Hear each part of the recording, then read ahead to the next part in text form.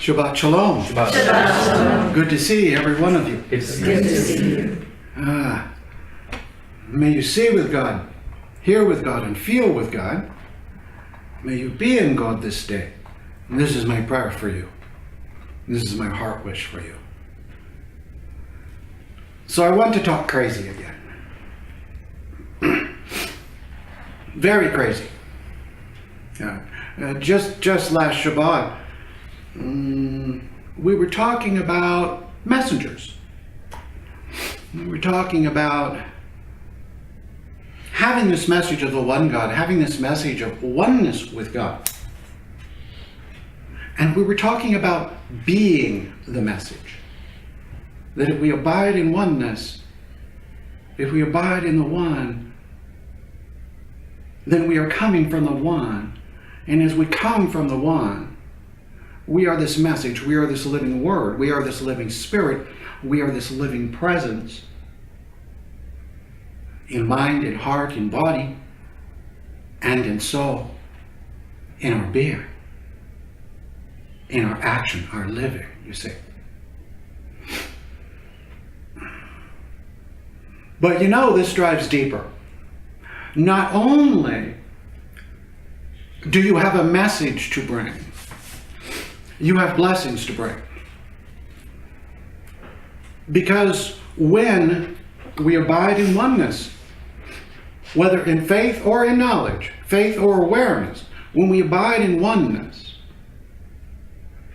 well, here is this living presence, here is this light presence and light power within us and around us. And here we hold all of the blessings, all of the spiritual and material bounty of the one, Shefa of the Sephirah, the Shefa of the Sephirah, the blessing power, you see. So we have this message, and we carry these blessings for the people and for the land, for the world. And we are meant to bless.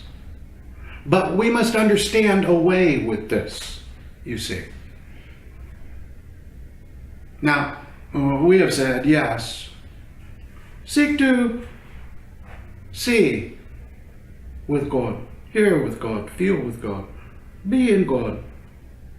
And as you do this, cultivate the qualities of God, the divine attributes, the divine actions, these Sephirah. And most of all, be kind. Seek to be more and more kind, polite, loving, merciful. Yes. We also say, pray and pray and pray. Meditate deep. Deeper and deeper in this intimacy, this oneness, this presence.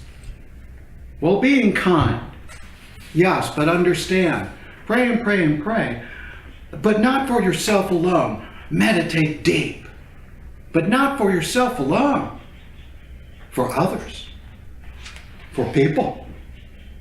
Holding people in your heart and holding people in your mind, all in the one, all in this awareness of oneness. All in the desire that each and every one should receive this healing, should receive this redemption, should receive this enlightenment, should realize, remember their innate unity with the universe, with the Holy One, you see. And this praying and meditating for others, this is part of being kind. This is being kind. And as you pray for others, and as you meditate for others, there's also the opportunities and the times to impart direct blessings, direct empowerments to others. Those times when very directly in the one, as the one, you can pray over the one. You can pray over another. you can pray with another, and you can lay on hands. But understand something about this. Abiding in the oneness, yes. Seeing with God, hearing with God, feeling with God, smelling, touching, tasting with God. Your body is the body of God. Heart is heart of God. Mind is mind of God. Soul is soul of God. Merged with Shekinah, merged with the One. Your hands, the hands of God. Your breath, the radiant holy breath of God. The One blessing the One. From God, to God, for God. Just being, just doing, blessing, empowering. With the words of invocation, the speaking with another. With that laying on of hands, touching with God. Hands of God, hands of light, hands of fire. A heart of light, a heart of fire. A breath of light, a breath of fire. Just being, just doing. In faith or in knowledge. What do I mean? Well, if in the movement you are in the awareness of that oneness, if you are in the awareness of one, being one, fine. And if not, then faith. Faith in the oneness. Faith in being one. And when you take this up, in faith, not double-mindedness, not doubting, stop being concerned with yourself. Get over yourself. You understand this is not a New Age teaching. This is not speaking about your ego. It is not puffing up your ego. When it is said that in your spiritual essence you are the one and the one is you, that is not the ego. The ego is the greatest barrier between our soul and God's soul. Now our being and God's being. Get rid of it. You see. This has something to do with this faith, doesn't it? Closing the gap so there's not a double mind. The mind of your inner being and the mind of your ego. And all of this self-consciousness. Don't you notice? This self-consciousness. Be rid of it. Be free of it. It causes you to hurt. It causes you pain. It causes others pain. This is an opportunity when you move in blessing to be free. In this delightful self-transcendence. In the one, as the one. In the living spirit, in the living presence. As the living spirit, as the living presence. Just being. Just doing. The spirit doing, the presence doing. What do you have to worry about? Feeling? Do you understand? Isn't this the way of baptism? Isn't this the way of anointing? In initiation? Isn't this the way of anointing for healing? For empowerment? How about that? Oil in the hand of God. Do you realize that's holy oil and powerful oil? And it holds all these different anointings in it, all as the Holy One intends in the moment. All as you hold an intention in the moment. In the midst of this, yes, we need to be open and sensitive to the movement of the Spirit of God, the dance of the Shekinah. It will direct us precisely to the blessing to be spoken, the healing to be done, the empowerment to share. Precisely. Understand this is not in thinking, this is in feeling and being. Then comes thinking and speaking, you see. From the what? From your inner being and spiritual essence, from the what? And you come from the what? You emanate from the one in that very moment. Potentially a pure emanation. No additions. Just this light and life. Just this blessing power. And by the way, praying for people.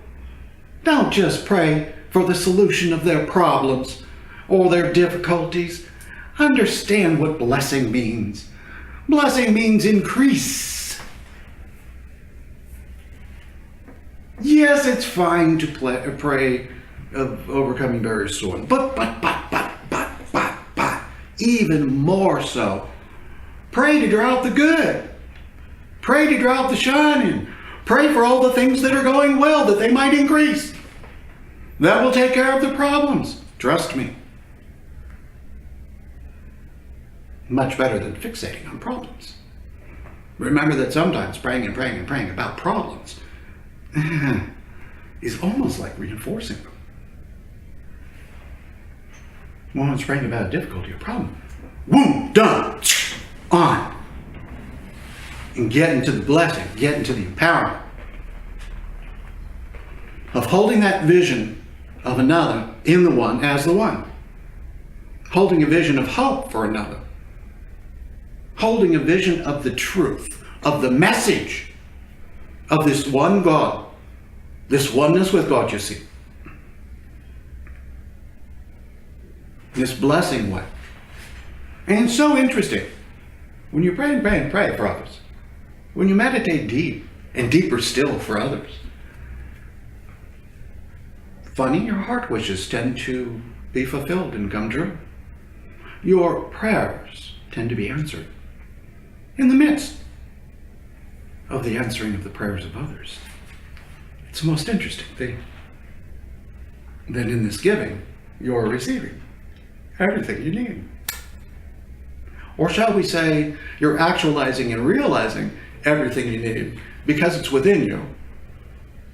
And once set in motion in the spirit, well, then all of this potential, all of this energy that's in you is set into motion and becomes actualized and realized. And, well, there it is, a great manifesting power. The manifesting power of a co-creator with the one, in the one, as the one. See, this is way of straight path. This is exactly way of straight path. And by the way, isn't this the ultimate theme and message of the Feast of Gnostic Apostolic Succession we just did? That we do every year around this time? The time of harvest, which has a twofold meaning. Have you ever put together the time of harvest is you in the Feast of Succession? Okay, yeah. We remember ours a deed. We remember theirs a deed. We remember theirs a deed. We remember Zadokine through generations opening the way. Oh, yes. But the word succession, don't we realize that we are their success? We are their purpose, their mission, their message, us in our ripeness, us coming into being in the what? Reaching, realizing this oneness, you see. If not that, then what? Now you see why you have to become very zealous in blessing. If not that, then what? That others come into being, that others are blessed, that others are empowered, that there is success. Here in the word succession, success, you've got to love it. You've got to love it.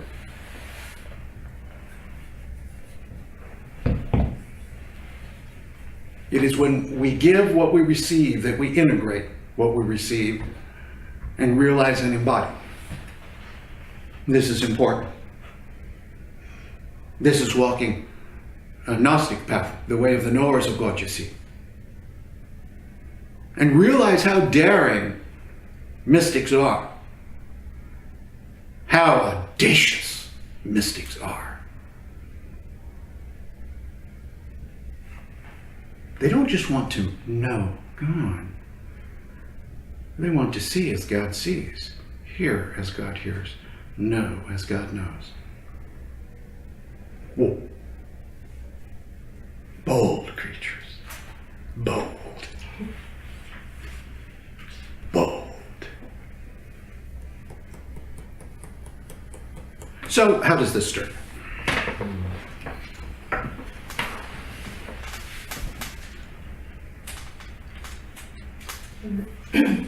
The giving when you go out is, you know, to be kind, and this offering through kindness. It seems like when we do that, there is an offering, but we get so much back. There's such joy in making this decision. When I go out, I'm going to be kind to every person I interact with. Mm-hmm. And it creates this kind of like a flow between the person, even if it's just for a second, Mm-hmm. and there's such joy in it. So we really not giving anything. We're almost like enhancing something that's already there. Well, but you know, more and more in the oneness, something we realize is how our self is in others and others' selves are in us. How like, I'm in them and they're in me. Giving to them is giving to me. Giving them is giving to the one. This is interesting. So I suppose when we're able to, praise God, engage in direct blessing and such, with glance, gaze, touch, laying on the hand. Oh, this is very interesting. Yeah, we're laying on our hands on self. We're experiencing the laying on of hands too. How about that? To get to lay on hands is to experience hands laying on. It just is. This feels so natural. Just there are all these obstructions, and if we all these tricks of the ego. Yes. If we let go of them, yes. Then it is a natural thing to do. Yes, and you realize, you know, we clearly understand how teachings of oneness could lead a person to severe self-delusion, of like being the one more specialer than everybody else. We get that. We have guiding community to protect us from that.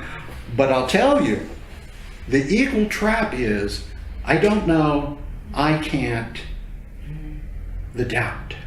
We need to see that. You know, that's the nastiest ploy of the ego.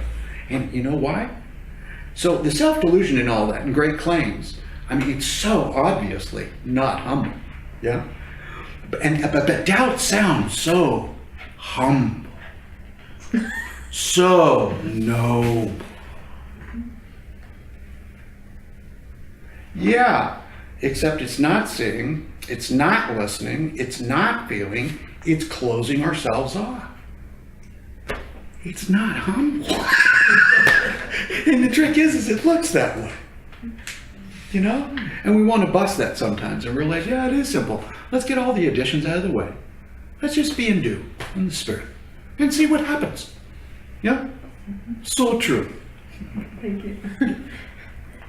This is reminding me when we were talking about this idea of harvesting, and I can't remember exactly where in scripture it was, but in the Zohar it came up, this idea of giving first fruits of harvest to the Holy One.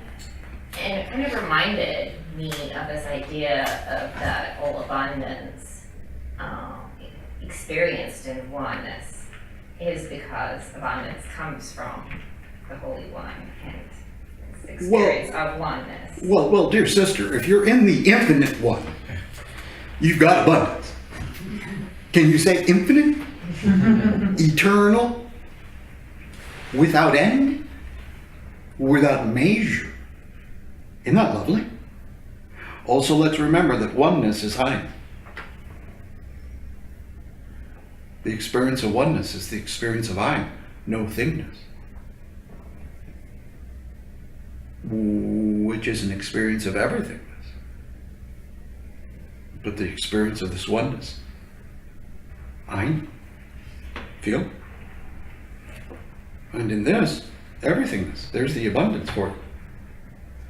So do you think that this understanding is talking about how to remember how abundance first comes from the Holy One, to always remember in everything that we receive? It's remembering everything emanating from the One, in the One, as the One. It is remembering Adonai Echad, The Lord is one. There is no other. I love there's this one Psalms where the psalmist is saying, "From where does my help come?" Yes? Those very same words in Hebrew can read, "My help comes from nothing."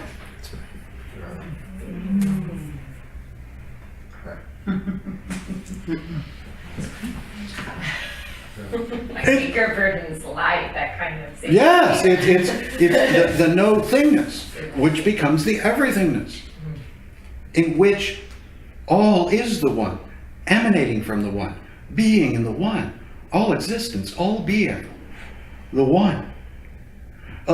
Mystics from monotheistic traditions most often venture into monism, which is the one is all and the all is one. Meaning there's only the one in the most radical way. Isn't that interesting? And this means everything, my dear sister. The righteous and the wicked, the angel and the demon, the light and the darkness, and it's implied directly in the prophets.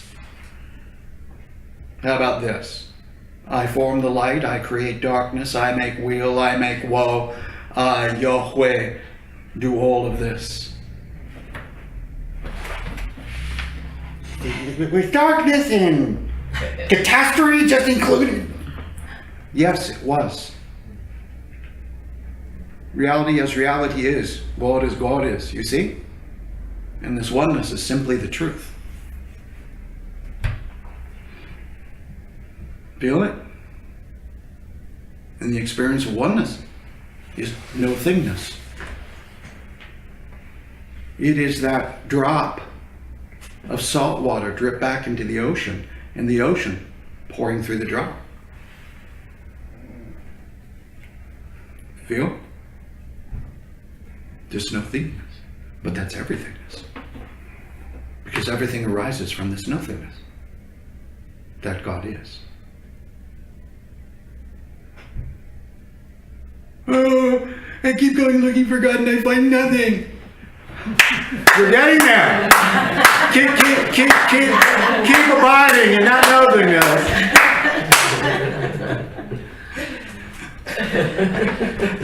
You come towards that reaching and realization. Don't be afraid. Just stay with it in faith.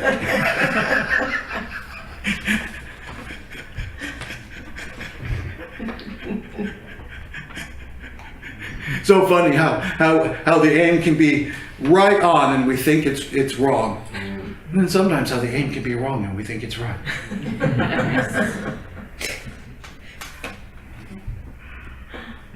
Yeah, it's like the wisdom of Torah. We were just discussing this the other night too.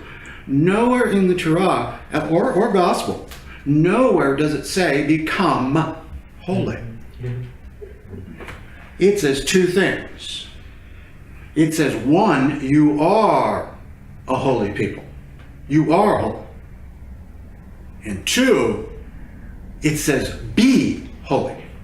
Listen, it doesn't say become as though you're not. It says be and says you are. You can become defiled, but you don't become holy because that's your nature.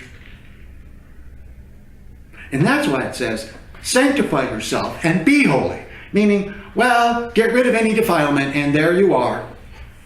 This great natural perfection, this holiness and beauty of the one. How about that? Funny how religion twists that around somehow. But it says be holy. It speaks it as the actual truth of your inner being, the inner aspects of your soul. What I like about this is that sometimes we think we have to wait for somebody else to sort of like crown us, to give us the authority to do blessings or whatever. And that's not the truth. Once we receive our anointing, initiation, truly, it is our task, one, to pray and pray and pray, meditate deep. To go inside and live inside and go deeper still and deeper still. One. And two, to begin to take up that very work of the message, of the blessing, of the empowerment, to begin to give what we receive, meaning to integrate and realize it. That becomes our task. And that's absolutely true in mystical lineage, in a mystical tradition. It's our desire to be knowers of God. So we engage in the movement, in the being, so as to know. Think of that passage again in Torah, where the children of Israel, before they even are told the laws or statutes, they say, we will do and we will hear. And you're like, the logical question in modern English is, well, without hearing them, how do you know what to do?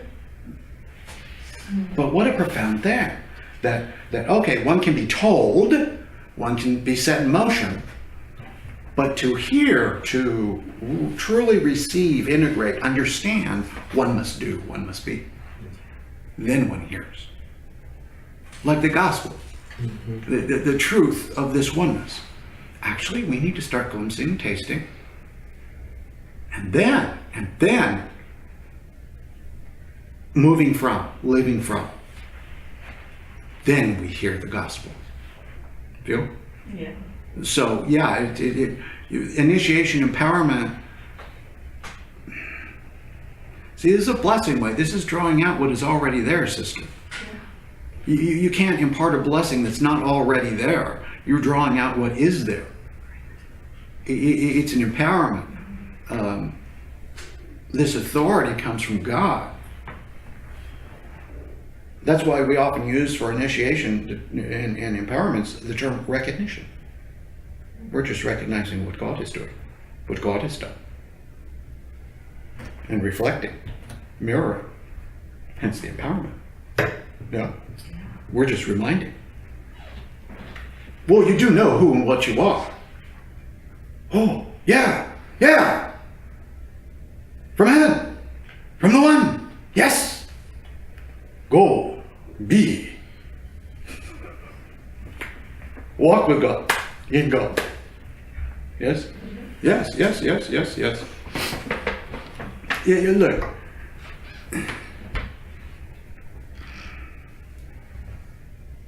Great. There's Guy. There's Zadik in community. Wonderful. This cannot simply be one forever, if you get my drift. That's fine when you have a circle of babies, all novices, all inexperienced aspirants. That's fine for a while. But after a while, that would not be fine. Quite frankly, more and more, we should come into being of a capacity to carry the living presence just the same as our friend, our guide. That's the point. That's why I was pointing out that you are the success of the Tzaddikim that came before you.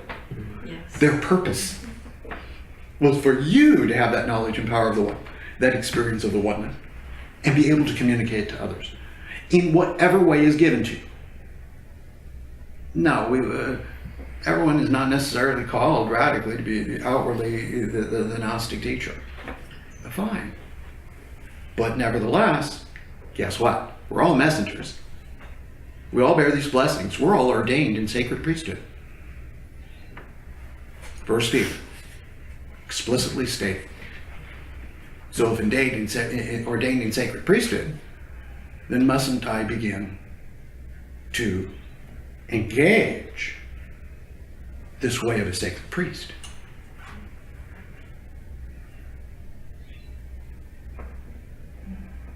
Yeah. Kind of to the parable of talents by Yeshua, huh? Meaning if you get something but you don't invest it and don't use it, you lose it. That's what he taught. This must be true in initiation, blessing, empowerment. And as has been taught, the message isn't about the messenger.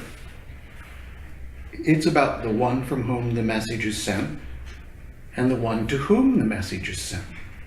So this is no great claim of this. This is the capacity of every human being. Every human being can recognize and realize this oneness. And this may be called by different names. If the name God bothers, try the universe. That's fine. One with the universe. One with life. Fine. Because that's God. Just those words don't matter. This awareness does. This presence. No? In this respect, I'm hearing very clearly that I don't have what I've been given until I give it. Right.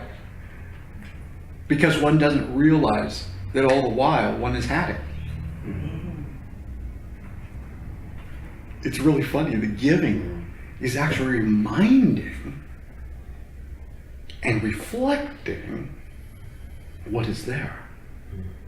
It's really interesting.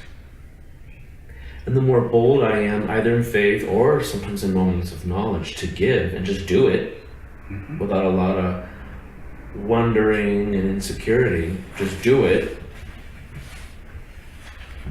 something more always happens in my own effort. Yes, just as Penelope was pointing out. And I would add, being kind, be kind to yourself. Be kind to others. It's not kind to oneself to fall into the doubt and the insecurity and the overthinking about it. Set that unkindness aside and just be kind. Love it. Just be undoing and see what happens. You know what? It's like, let it be understood. When something happens, when nothing happens, it really doesn't matter. That's what's happening. It's fine. Same in practice. We don't want to get attached to highs, to peak experiences. Whether so-called something is happening or nothing is happening, that's what's happening. That's the experience in the moment. It is good. There's nothing wrong. Same in engagement. What if sometimes the presence is in repose? This stillness and silence, it just is. That's what's happening. And other times in motion, and speaking. That's what's happening. So I don't even have to worry about that. We shall see what the circuit is in the moment. We shall see what happens. We shall just be and do and see what happens. Amen. Yeah. That's a beautiful image. I'm reminded us in prayer, in contemplation on my balcony one point, and I was contemplating, wow, how do you even see an angel? How can they be perceived? And this group of sparrows go from one bush to another, and they were completely invisible except when they moved. And then they're in that bush. It's like, I know they're in that bush. I just saw them go there, but they're completely concealed in there. And so I'm hearing that in the sense of within ourselves. There's a kind of, how do we find it, and maybe the movement to find is a deception in our own consciousness, as though Ein is going to be found, But I want to watch that one. But in motion, perhaps it gets revealed, but then how do I locate it? And then sit in it and go, there, I am here. That's maybe, I don't know. I don't want to say that. Ani ein, Ani ein, Ani ein, Ani ein. It's one of my most favorite chants. Ani ein. I know I know I know I know I. It's a simple truth. That's this I. This is no I. And so there's this I. It's the most wonderful thing. It's like in the one. There is no me, but there's a me. Isn't that wonderful? It's awesome. It's the most mysterious thing. Just is. It's how everything exists. Isn't that wild? It's how everything exists. It's just true. And all of a sudden, everything is quite miraculous, quite magical, seeing in this way. That, and here's this yesh, being something, suspended in this nothingness, from this nothingness. It's wonderful, magical. It's all a miracle. A speck of dust is a miracle. Matter is a miracle. These various forces in nature, in the universe, miraculous. Amazing.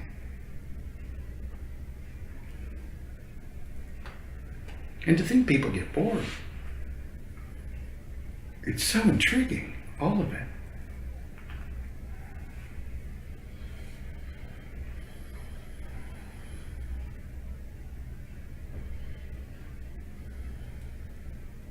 Perhaps enough for one time.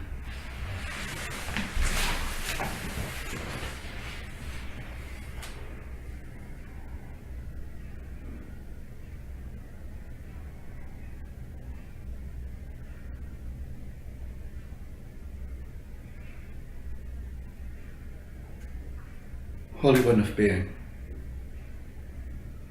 we bless you. We bless your name. May we abide in your holy remembrance. May many abide in your holy remembrance this day, sharing in your will, your wisdom, understanding, and knowledge, your mercy and judgment and compassion, your victory and glory, your righteousness and truth, your sovereignty. O Holy One of Being, we give all praise and thanks to you. In oneness, we uplift your creation, holding the prayer of all, gathered into you, returning to you, the One. Amen. Amen. Amen.